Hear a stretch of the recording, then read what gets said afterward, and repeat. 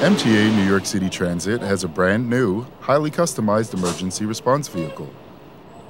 The Hazardous Material Response Truck, also known as the Hazmat, responds to emergencies involving the release of chemical or biological agents within the subway system.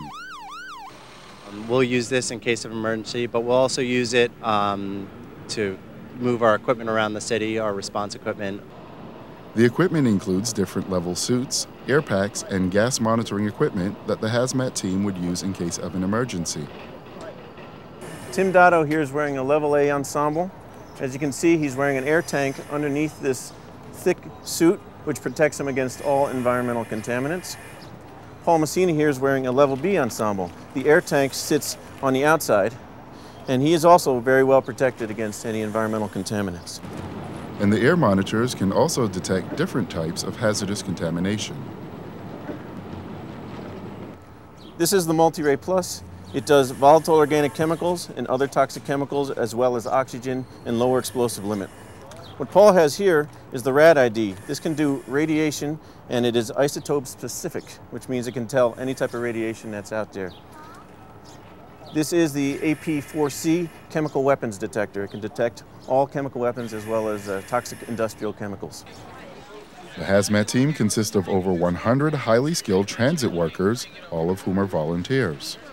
This program began about 4 or 5 years ago, and the team has been put together and well established and has gone through a significant amount of training, drills, and exercises with the NYPD, with the fire department, with OEM, and they're ready to roll.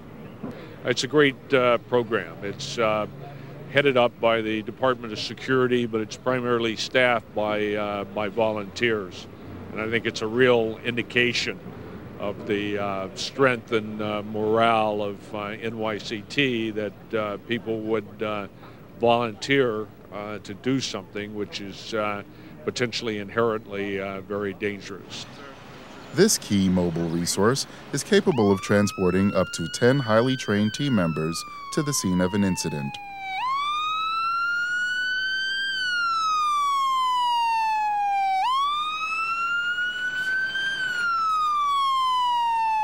This will enable us to get to the scene with our personnel, our trained personnel, ready to respond to that incident.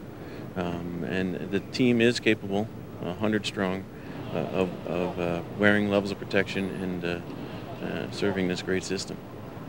And again, the key here, the most important person in all of this is our passenger. So all of this is to ensure that our passengers know that we are continuing day after day to do everything that we possibly can to prevent, all right, because the best incident is the one that doesn't happen.